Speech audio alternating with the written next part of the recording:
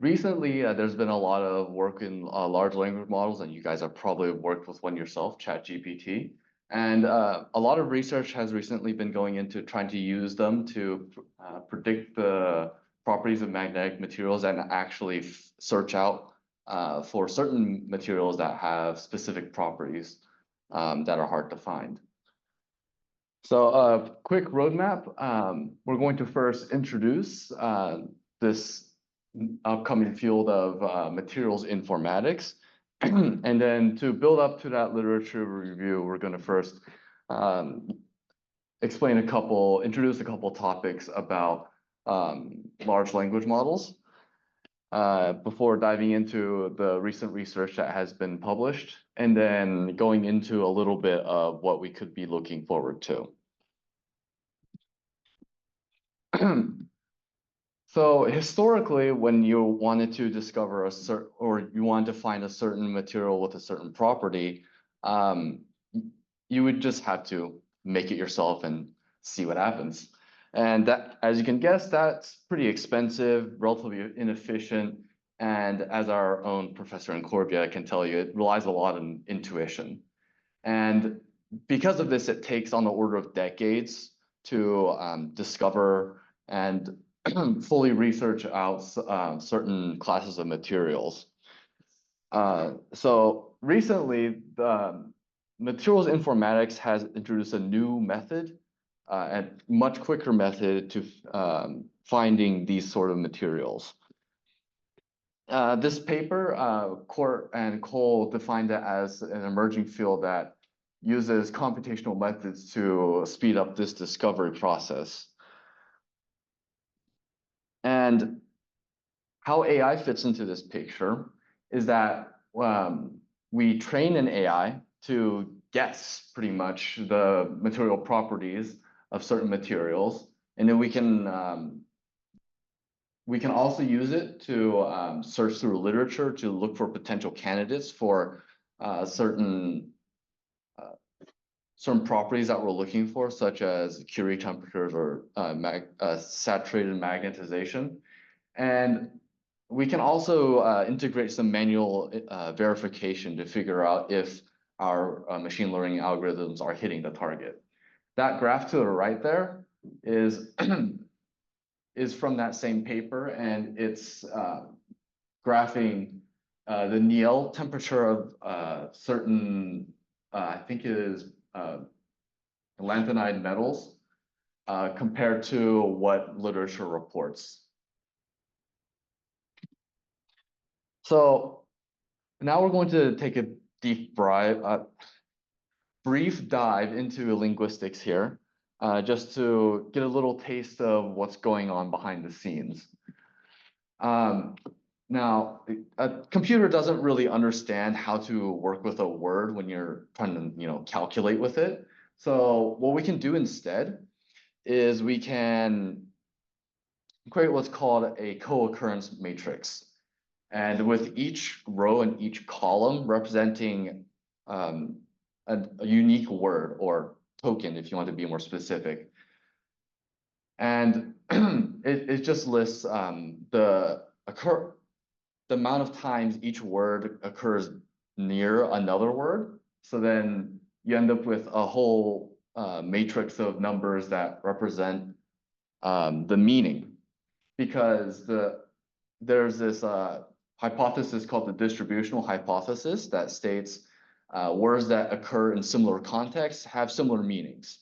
So that means if you have memory occurring in similar context to SOT, that means they must have some sort of shared meaning.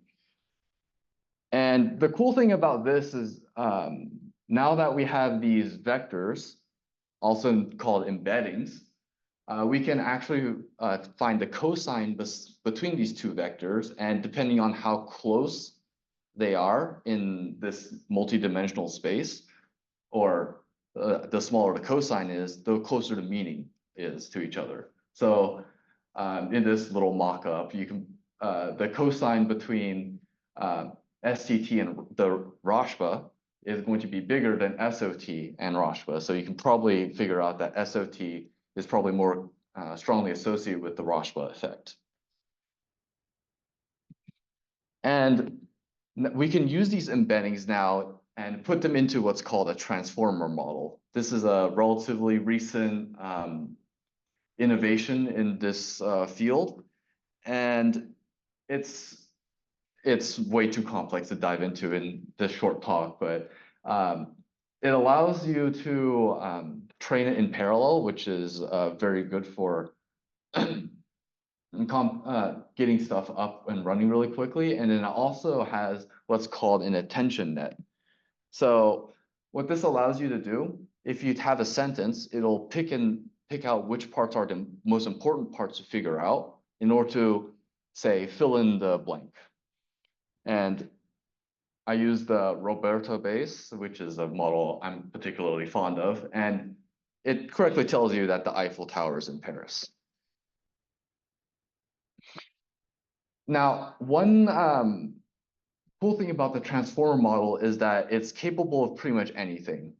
Once you can get it to guess the word, fill in the blank, then you can, it's just a small step to like answering questions, figuring out sentiment in a sentence. And what we're going to use it for is summarization and prediction. Now, a lot of the research that's been out in the material informatics, especially in magnetic materials, is really recent. Some papers I've referenced most of the papers I've referenced were either published January or March of this year. Now, the biggest thing about AI is that we need a large volume of data. And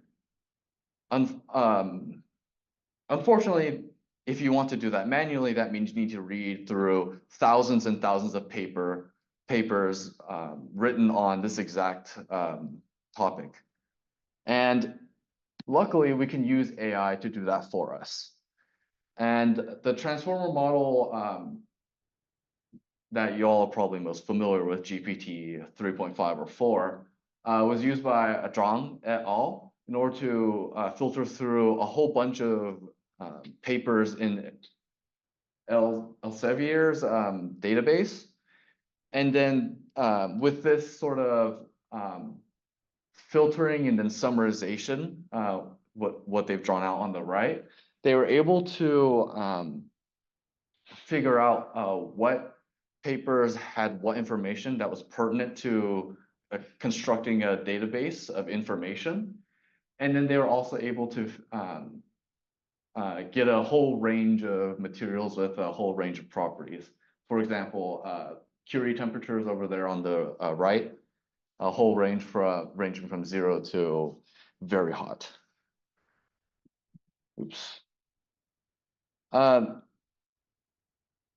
Now, with this volume of data, we can now search through literature in order to figure out what kind of materials we're looking for certain properties.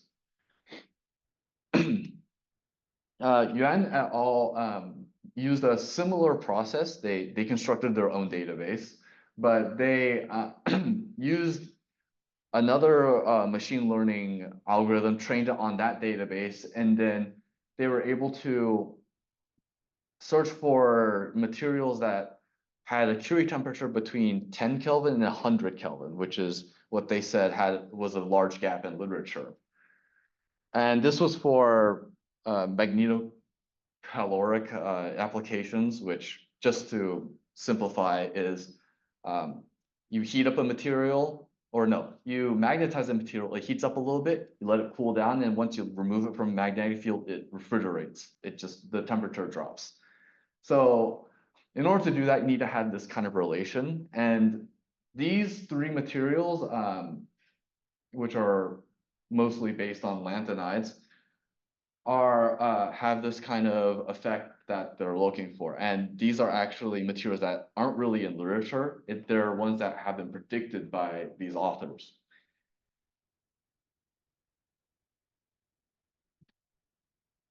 And Rowan Robinson et al. Added another step into this, this workflow, where they use high throughput experiments. So just experimenting a lot in order to supplement their machine learning algorithm to make sure that they were on track and all that.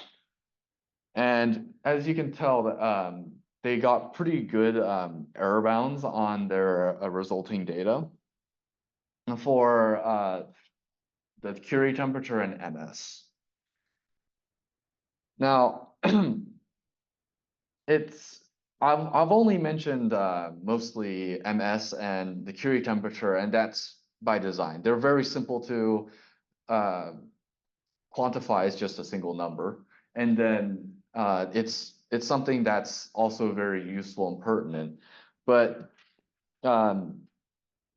this preprint paper actually goes into a different direction by measuring spin orbit torque efficiencies. And this paper actually uses only the embeddings, no actual, well, they did use a neural network, but their main focus was on using embeddings and that cosine distance to figure out approximately what kind of efficiencies some materials have. And Syed actually posits that silicides that haven't really been touched by literature contain some of the properties that are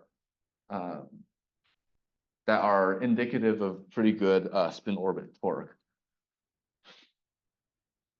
So this kind of opens the field to using different architectures and maybe even predicting other more complex behaviors in certain materials. All right, a little summary of what's going on. This computationally assisted material discovery is speeding up how quickly we're discovering these materials, and research has been mostly using large language models and other similar models to try to predict these kinds of behaviors. And the future research could expand on this and predict more than just TC and MS. Everything? Yeah.